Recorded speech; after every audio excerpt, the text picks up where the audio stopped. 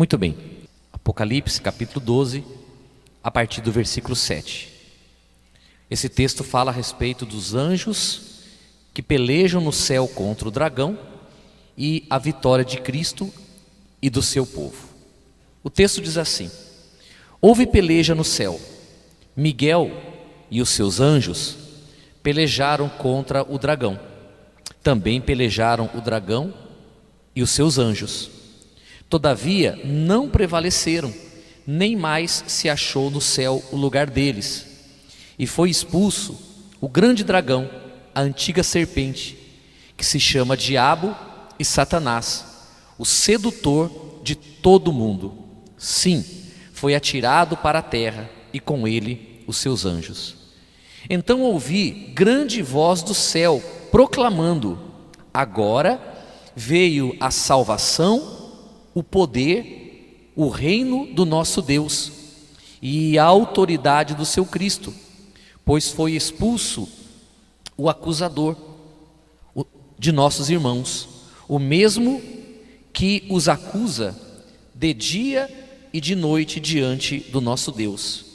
Eles, pois, o venceram por causa do sangue do Cordeiro e por causa da palavra do testemunho que deram, e mesmo em face da morte, não amaram a própria vida. Por isso, festejai, ó céus, e vós, os que neles habitais. Ai da terra e do mar, pois o diabo desceu até vós, cheio de grande cólera, sabendo que pouco tempo lhe resta. Bem, esse texto, ele fala a respeito da peleja que houve no céu e também a expulsão dos demônios. Muitas pessoas acreditam e defendem que o diabo foi expulso do céu antes da criação, antes do homem ser formado, da mulher ser formada, antes dos céus e da terra serem formados. Mas as pessoas que defendem essa ideia, aqueles que defendem esse pensamento, eles não encontram dentro da Bíblia Sagrada nenhum texto, nenhuma passagem que possa respaldar, que possa validar esse argumento. Mas a Bíblia tem algumas passagens que nos leva a entender que o diabo, ele foi expulso do céu quando o Senhor Jesus triunfou na cruz. É isso que a gente vai meditar aqui um pouquinho. Eu queria ler com você lá no livro de Jó, no capítulo 1. É um livro antes de Salmo. Jó, capítulo... Nós não vamos entrar na questão do mérito da vida de Jó e nem por que o diabo entrou na vida dele, essas coisas todas não. Só quero ler aqui com você o versículo 6 até o 8, para a gente não desfocar muito do motivo do nosso estudo. Livro de Jó, capítulo 1, versículo 6. Quem achou, diga amém. Amém. Diz assim, olha: num dia em que os filhos de Deus vieram apresentar-se perante quem? O Senhor, veio também Satanás entre eles. Então perguntou o Senhor a Satanás: de onde vens? Satanás respondeu ao Senhor e disse: o que ele disse? De rodear a terra e passear por ela. Então a Bíblia diz que teve um determinado momento que Deus se reuniu com os seus filhos. E entre os seus filhos, quem veio também? Satanás, o diabo. E Deus perguntou para o diabo: de onde você vem, diabo? E o diabo então respondeu: de rodear a terra e passear por ela. Então, se o diabo estava vindo de rodear a terra e passear por ela, então nesse momento ele está onde? Ele está diante de Deus, ele está no reino de Deus. Então, significa dizer que se ele tivesse sido expulso do céu antes da criação, nesse momento ele já não poderia estar mais na presença de Deus. Mas ele poderia sim se apresentar diante de Deus e passear pela terra. Passear pela terra e se apresentar diante de Deus. Sim ou não? Por quê? Porque os anjos de Deus também fazem isso. Quantas vezes a Bíblia diz que Deus dá ordem aos seus anjos para vir à terra para cumprir uma missão, e depois eles voltam para Deus. Então, naquela ocasião, o diabo, que já era diabo, que ele já havia perdido a glória dele, mas ainda não havia sido expulso do céu, ele tinha esse acesso tanto à terra, como tinha acesso a Deus. E isso aconteceu na época de Abraão. O livro de Jó foi o primeiro livro escrito da Bíblia, apesar de estar no meio da Bíblia. E Jó, ele viveu na mesma cidade de Abraão, chamada Ur. A história de Jó, ela acontece na época de Abraão. E Abraão viveu muitas gerações depois do nascimento de Adão e Eva. Muito depois do dilúvio, já vivia Abraão. E nós vemos essa situação, quando o diabo, ele vem até Jó, depois ele volta para quem? Para Deus. Então, isso é uma prova de que nessa ocasião ainda, o diabo não havia sido expulso do céu. E tem uma outra passagem também, que eu quero ler com você. No final do Velho Testamento, antes um pouquinho do Novo Testamento, tem um livro chamado Zacarias. Zacarias capítulo 3. Zacarias viveu aproximadamente 480 anos, 500 anos, antes do nascimento de Jesus.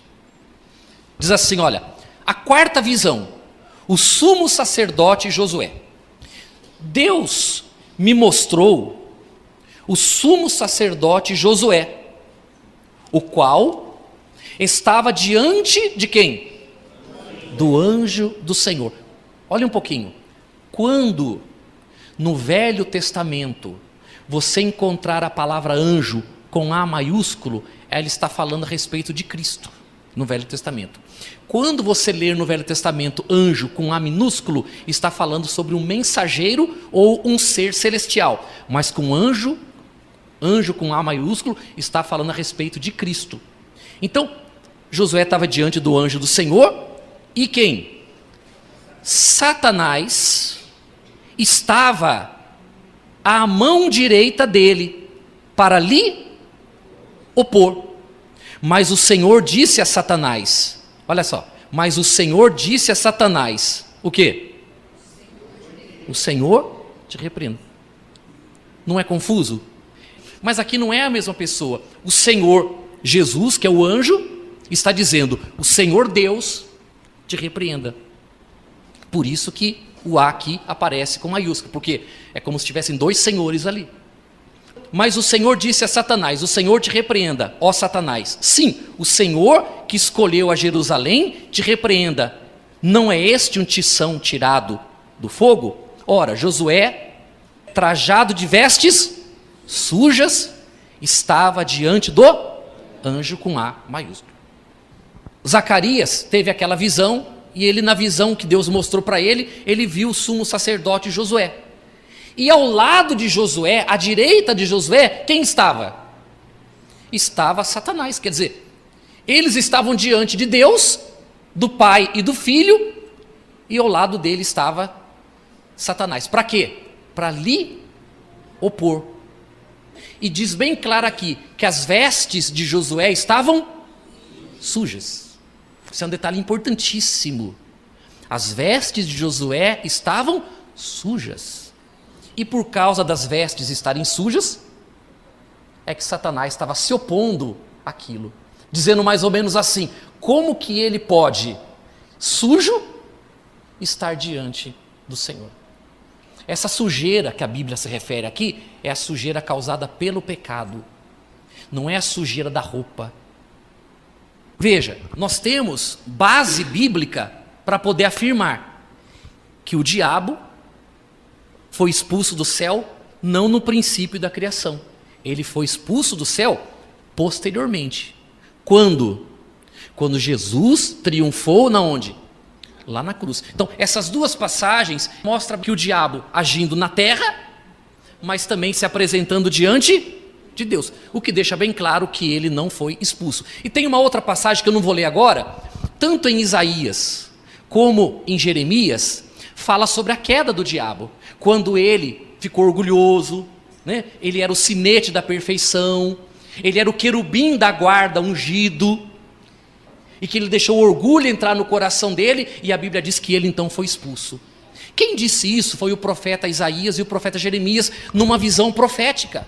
Eu pergunto para você, quem profetiza? Profetiza o passado? Profetiza o futuro?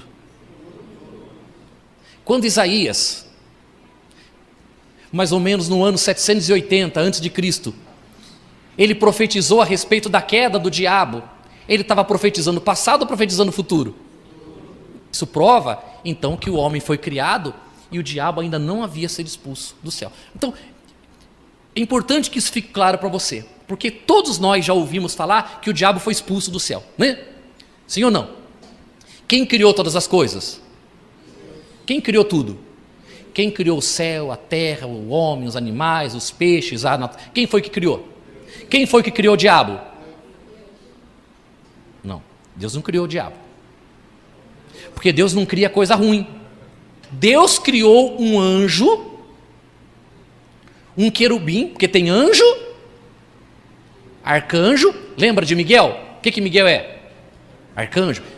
Anjo, arcanjo, querubim, terceiro escalão da hierarquia, e os serafins, que são aqueles que assistem diante do trono de Deus, que ficam com as asas cobertas. Eles não ousam olhar para Deus. Então, é a hierarquia do céu. E esse era um querubim, que a Bíblia fala que ele caminhava sobre pedras preciosas, até que se achou iniquidade dentro dele. E ele perdeu a glória que ele tinha de Deus, e ele passou a ser o acusador. A palavra diabo e Satanás é um sinônimo da palavra acusador. Então, quando eu falo diabo, quando eu falo Satanás, eu estou falando em hebraico e em grego, acusador. Então, quando eu falo assim, Satanás, eu estou falando acusador na língua hebraica, que é um sinônimo de acusador. Quando eu digo diabo, eu estou falando acusador, só que na língua grega. Tem gente que fala assim, eu não gosto de falar o nome do diabo e Satanás. É como você fala acusador. Você não deve ter superstição com esse nome. Por quê? Porque justamente o papel do diabo, quando ele perdeu a glória de Deus, foi acusar. E aí nós vamos entrar num ponto muito importante. Muito importante. Bom, agora o que significa a palavra acusador?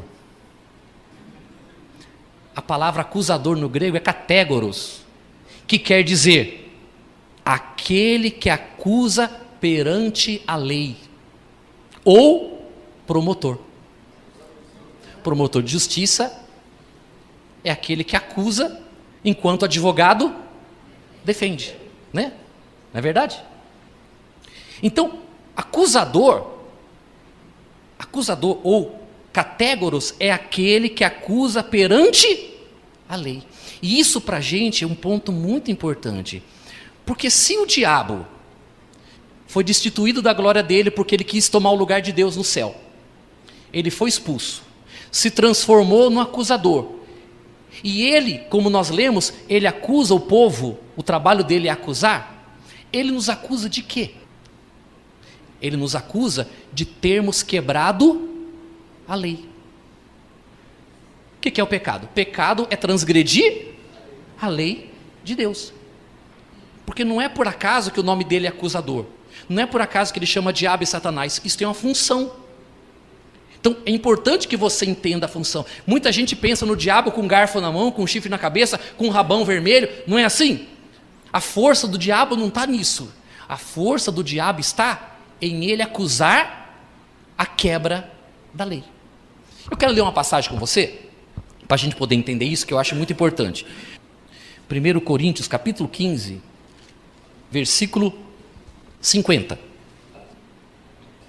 O apóstolo Paulo ele diz assim: isto afirmo, irmãos, que a carne e o sangue não podem herdar o reino de Deus, nem a corrupção herdar a incorrupção. Eis que vos digo um mistério: nem todos dormiremos, nem todos morreremos, mas transformados seremos todos. No momento, num abrir e fechar de olhos, ao ressoar da última trombeta.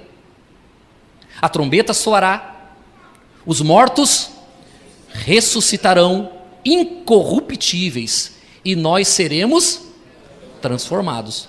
Porque é necessário que este corpo corruptível se revista da incorruptibilidade e que o corpo mortal se revista da imortalidade.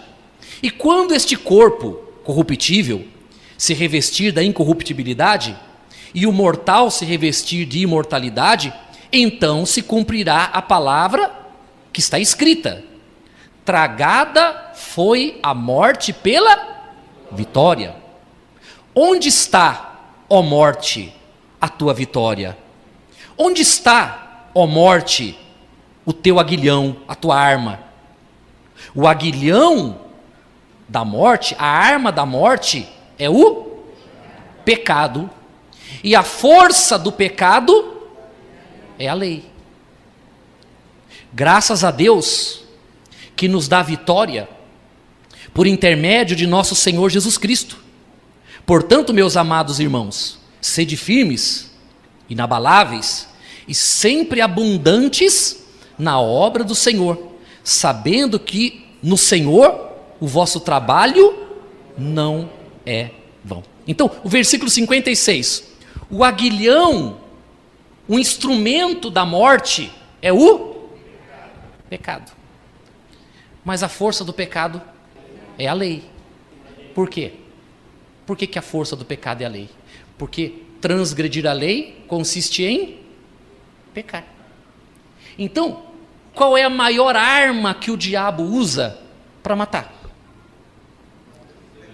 Ele usa a lei. Não que a lei mate, não que a lei de Deus seja ruim, mas ele usa justamente o fato do homem não conseguir cumprir a lei, e ele usa essa lei para matar o homem. Por isso que a Bíblia se refere à lei como ministério da morte e o Evangelho como ministério do Espírito e da vida. Por quê? Porque a letra mata, a lei mata, mas o Espírito vivifica. Então, a arma, a força do pecado está justamente na lei. Por quê? Porque é transgredindo a lei que nós morremos. Então, enquanto nós estamos debaixo da lei, nós estamos como? Estamos mortos. Estamos mortos, porque se eu estou debaixo da lei, e eu erro, e eu peco, então o diabo faz o trabalho dele, que é agir na minha vida, que é trabalhar na minha vida. Quando eu erro, quando eu fracasso na lei. Então, veja pessoal, isso é um ponto importantíssimo que eu quero que você entenda, para depois a gente poder avançar e você entender depois o desfecho de tudo.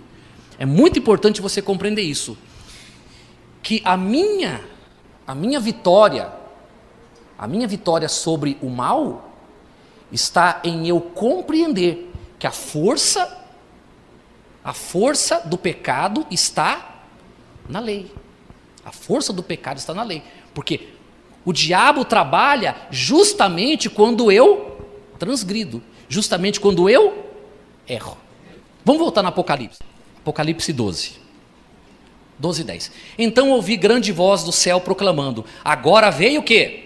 Salvação, poder, o reino do nosso Deus e a autoridade do seu Cristo, pois foi expulso o acusador, né? Diabo, Satanás, de nossos irmãos, o mesmo que os acusa de dia e de noite diante do nosso Deus. Eles, pois,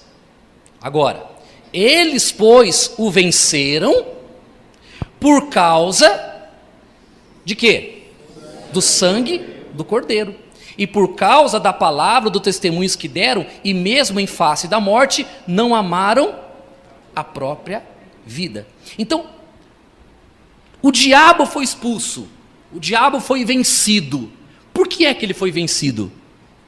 Ele foi vencido por causa do sangue do Cordeiro. Lembra que nós, algumas semanas atrás, estávamos estudando sobre a mulher e o dragão? Lembra? Que o dragão fez de tudo para o menino nascer. Mas o menino nasceu. Ele não pôde impedir o nascimento de Jesus. Israel gerou Jesus e Jesus nasceu. E Jesus, a Bíblia fala que Jesus veio, viveu, não pecou, foi tratado como pecador, foi crucificado, morreu, foi sepultado, ressuscitou e foi sentar à destra do Pai. Não é verdade? Como nós lemos aqui no versículo 6. No versículo 5, nasceu-lhe, pois, um filho varão, que há de reger todas as nações com cetro de ferro, e o seu filho foi arrebatado para Deus até o seu trono. Então aqui fala sobre o momento que Jesus se ascendeu ao céu, a ascensão de Cristo. E aí então acontece a batalha no céu. Vê como que é claro? Depois que Jesus foi levado para o céu, aconteceu a batalha, foi vencido o diabo e os seus demônios, foi expulso para onde? Agora já não pode mais ir para o céu. O diabo perdeu essa possibilidade. A derrota do diabo se deu exatamente aí. Ele foi expulso do céu e agora ele não pode mais nos acusar diante de Deus. Por causa do sangue de Cristo. Você só vai vencer o mal, você só vai poder vencer as forças do mal se você entender uma coisa: através do sangue de Cristo, todos os nossos pecados foram. Nós não estamos mais debaixo da lei, nós estamos debaixo da graça de Cristo, do favor de Cristo. Ora, se eu não estou mais debaixo da lei, e se eu estou debaixo do favor de Cristo, o diabo vai me acusar de quê? Ele pode me acusar de alguma coisa? Ele não pode me acusar, porque todos os meus pecados foram perdoados em quem está em Cristo? Quem está em Cristo? Se nós estamos em Cristo, nós somos perdoados de todos os nossos pecados. E Ele não pode mais nos acusar. Se Ele não pode mais nos acusar, Ele perdeu a força dele. Por que há pessoas que o diabo ainda agem na vida delas? Porque como elas não têm consciência, elas não aprenderam a respeito do valor do sangue de Cristo, elas ainda permitem que o diabo chegue para ela e diga o que para ela? Você transgrediu. Você transgrediu. E quando ele acusa a pessoa perde a fé dela e ela não tem coragem de chegar diante de Deus. E ele então começa a trabalhar na vida dela. Mas se você compreender que foi através do sangue de Cristo que nós obtivemos a vitória e que nós não estamos mais debaixo da lei, quando você ouve aquela vozinha dizendo assim, você errou, você falhou, o que você tem que falar para o mal? Eu errei, é verdade, mas eu também já fui perdoado dos meus pecados. Através do sangue de Cristo eu fui perdoado e você não pode me acusar. Existem pessoas que manifestam com demônios. Essas pessoas só vão se libertar dos demônios quando elas entenderem isso. Você pode orar, jogar sal grosso, arruda. Ele só vai sair da vida da pessoa quando a pessoa entender o seguinte: ele não pode mais me acusar. Não pode mais. Porque pelo sangue de Cristo ele foi vencido. Se eu entendo que pelo sangue de Jesus, que é o meu Senhor, eu fui perdoado de todos os meus pecados, e que Ele não pode mais me acusar, que o diabo não tem poder mais sobre a minha vida, eu preciso ter medo de inveja? Olho grande? Feitiçaria? Macumba? Macumba é bom, gente? Se macumba fosse bom, não chamava macumba, chamava boa cumba. É ou não é verdade? Então eu não preciso ter medo de nada disso, por quê? Porque o sangue de Cristo me dá vitória. Você vê que o diabo, desde que ele pecou, ele ficou no céu. Jesus teve que morrer para que através do sangue de Jesus ele fosse expulso do céu. Ele foi expulso e lançado na onde? Definitivamente na terra. E a Bíblia diz que, sabendo que pouco tempo lhe resta. Então a nossa vitória sobre o mal, a nossa vitória sobre o inferno, a nossa vitória sobre o pecado, a nossa vitória sobre o Satanás, sobre o diabo, está em quem? Está aí, nós temos consciência que é pelo sangue de Jesus, pelo sacrifício de Jesus, é que nós obtivemos a vitória. E nós vamos conferir isso agora na Bíblia, no livro de Colossenses, capítulo 2, 2:8. Vamos ler, cuidado, que ninguém vos venha a... O que é enredar? Lançar uma rede em você, te prender. Cuidado que ninguém vos venha a enredar com o quê? Com filosofias, vãs sutilezas, conforme a tradição dos homens, conforme os rudimentos do mundo, e não segundo qualquer outra mensagem, qualquer outra doutrina que você ouça, que não seja Cristo como Salvador. Você está sendo preso por uma rede, porque você está sendo enganado por uma mentira, por uma filosofia. Cristo é o Salvador, e não há outra salvação se não for através dele. Amém? Porquanto nele quem? Em Cristo, habita corporalmente toda a plenitude da divindade. Tudo é Cristo. Também nele estáis. Olha, a perfeição que os judeus tentaram encontrar pela lei, nós encontramos em Cristo. Em Cristo nós estamos aperfeiçoados. Ele é o cabeça de todo principado, que são os príncipes e potestades, que é o poder. Nele também fostes circuncidados, não por intermédio de mãos, mas pelo despojamento do corpo da carne, que é a circuncisão de Cristo, tendo sido sepultados juntamente com ele no batismo, no qual igualmente fostes ressuscitados. Então o que é batismo? Sepultamento, ressurreição. Morre, sepulta-se o velho homem, ressuscita-se o novo homem. Sepulta-se aquele que tem a natureza de Adão, que estava condenado ao inferno, para ressuscitar aquele que vai ser herdeiro do reino de Deus. Sepulta-se a velha criatura, ressuscita-se a nova criatura. Amém? No batismo, no qual igualmente fossem ressuscitados, mediante a fé no poder de Deus, que o ressuscitou dentre os mortos. E a vós outros, falando para todos nós, né? E a vós outros, que estáveis, estamos ou estáveis? Quer dizer que nós não estamos mortos mais. Nós temos vida eterna. Quanto tempo dura a vida eterna? Quanto tempo dura, pessoal? Ai, que pergunta tonta, pastor. Está falando que é eterna? Quanto tempo? Eterno, eterno. Claro que é eterno. Não é verdade? Mas é bom você pensar nisso. Para que ninguém chegue para você e fale assim: ah, você cometeu um erro, você perdeu a vida eterna. Ué, então não era eterna. Não entendi. Eu entreguei minha vida para Jesus, me batizei, ressuscitei, ressuscitou um novo homem, não estou debaixo da lei, estou debaixo da graça de Jesus, e eu cometi um erro, perdi minha vida eterna? Pensei que a vida eterna era eterna. A vida eterna é eterna. Em Cristo nós estamos aperfeiçoados. Essa cadeira aqui é o perdão. Eu sou o pecador. Uma coisa é você não ter consciência do perdão e você vê o perdão lá. Eu erro aqui e eu peço perdão lá. Então eu estou longe do perdão. Aí eu tenho aquela ideia de que eu tenho que ficar pedindo o quê? Perdão. Não. Quando nós erramos, você quer errar? Você quer pecar? Por que você não quer errar e não quer pecar? Porque o pecador foi sepultado nas águas do batismo. O que nós queremos hoje? Acertar.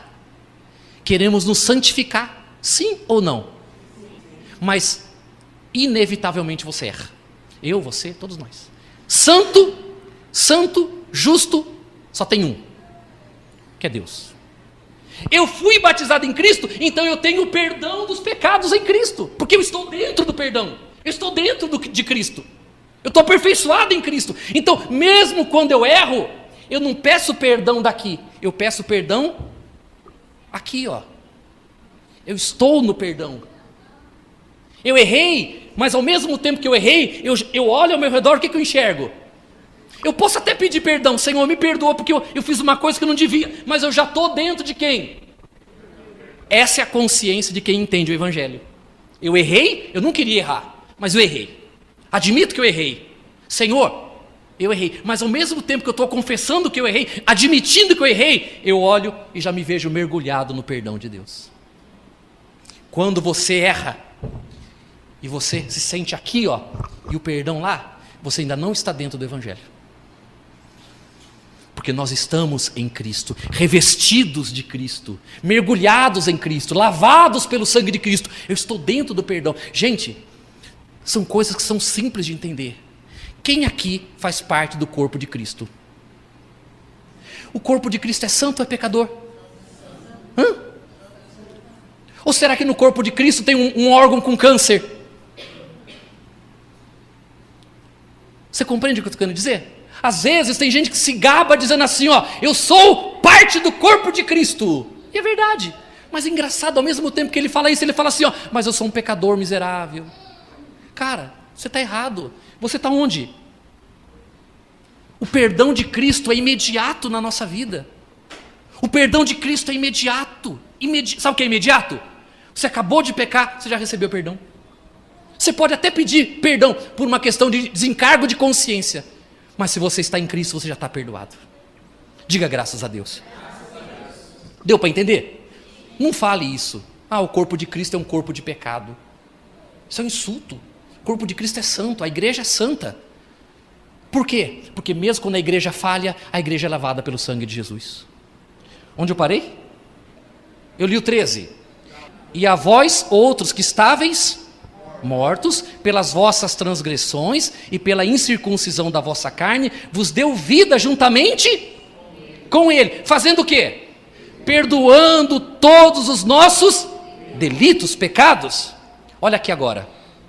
Tendo cancelado o escrito de dívida que era contra, que constava de ordenanças. Então, qual era o escrito de dívida que o diabo tinha contra nós? A lei. A lei, os nossos erros perante a lei. Por isso que é muito triste quando uma pessoa ainda não entende o que é estar debaixo da graça e o que é viver debaixo da lei. Ela quer se relacionar com Deus na base da lei. Não, nós nos relacionamos com Deus por Cristo, pela santidade de Cristo. E não nas normas da lei, por obediência à lei eu me santifico. Não, você se santifica porque o Espírito Santo em você que santifica e que faz você viver longe do pecado. É a tua nova natureza que vai fazer você se santificar, não é a ordem que vai fazer, não é o escrito de dívida, porque o escrito de dívida foi cancelado. Você errou, você falhou a sua vida toda. Pastor, falhei muito, roubei, matei, adulterei, prostituí, falei palavrão, fui na macumba, na bruxaria, na feitiçaria, na cartomante. Fiz tanta coisa errada, pastor, mas o diabo não pode acusar você de mais nada, porque o teu escrito de dívida foi cancelado. Você não tem dívida nem com Deus e nem com o diabo. Você não deve nada para ninguém. Você não deve nada para ninguém. Versículo 14. Tendo cancelado o escrito de dívida que era contra nós e que constava de ordenanças, o qual nos era prejudicial, removeu-o integralmente, na sua totalidade, encravando na cruz. Quando Jesus morre e ele encrava na cruz o escrito de dívida, o diabo diz assim: nunca mais eu posso acusar essa pessoa. Foi por isso que o diabo fez de tudo para Jesus não nascer. Foi por isso que o diabo se pôs diante de Israel e fez de tudo para ele nascer. E quando ele nasceu, o Herodes não mandou matar todas as crianças de 2 anos para baixo, foi o morticínio. Criança de 2 anos para baixo, morreram todos os meninos, todos. A morte, milhares de crianças morrendo. Milhares, porque o diabo não queria correr o risco disso aqui acontecer. De Jesus viver, não pecar e morrer no lugar dos pecadores, porque cancelava a dívida que ele tinha, e o diabo não teria mais o poder da morte sobre nós, porque a força do pecado é a lei. Como o escrito está cancelado, o pecado não tem mais força, a lei não tem mais força, a morte não tem poder, e nós estamos vivos em Cristo. Não há mais morte para nós. Você pensa que um dia você vai morrer, um dia você vai descobrir que você já morreu e que você não morre mais. Sabe por quê? Porque nós temos a impressão que quando a gente vai morrer, né? Quando a gente vai dormir, quando a gente vai passar dessa vida para outra, vai acontecer alguma coisa com a gente vai apagando assim, ó, morreu. Não é assim que a gente pensa? Você vai se admirar. Vamos dizer que você morra de infarte. Vem cá, João. João vai ser meu corpo. Eu ia chamar o Adrianinho, mas é muita injustiça. João vai ser meu corpo. O João é o corpo, eu sou o espírito. Eu e o meu corpo andamos juntos, não andamos?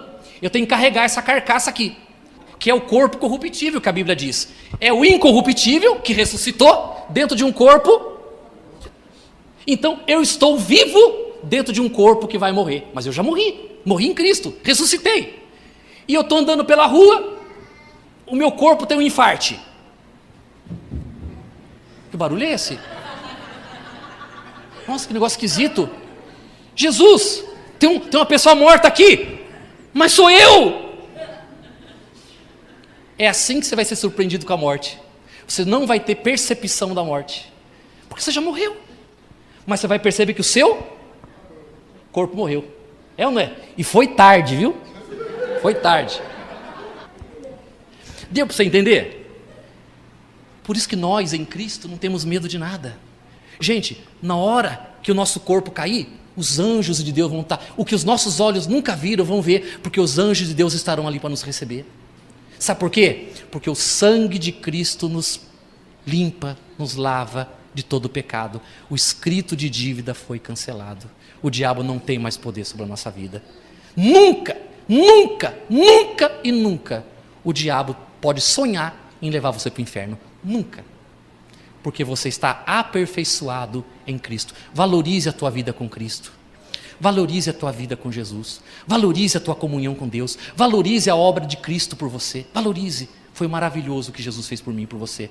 Porque Ele nos garantiu vida eterna. Para terminar, Romanos capítulo 8. Qual que é o título? Nenhuma condenação. O pendor do Espírito. Romanos capítulo 8, versículo 1. Só para terminar, para a gente concluir. Agora, pois, já nenhuma condenação há para os que estão em Cristo Jesus. Você pode falar isso para o diabo quantas vezes você quiser. Diabo, você perdeu. Nenhuma condenação há para mim. Você não pode me acusar de mais nada. Eu não estou debaixo da lei. Eu estou debaixo de uma obra feita por mim. Os meus pecados foram expiados em Cristo. Porque a lei do Espírito da vida, em quem? Em Cristo Jesus, te livrou de quê?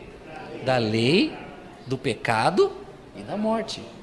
Porquanto o que fora impossível à lei, no que estava enferma pela carne, isto fez Deus, enviando o seu próprio Filho em semelhança de carne pecaminosa, e no tocante ao pecado, e, com efeito, condenou Deus na carne a fim de que o preceito da lei se cumprisse em nós, que não andamos segundo a carne, mas segundo o Espírito. Diga graças a Deus. Amém? Dê uma salva de palmas para o nosso Senhor Jesus, gente.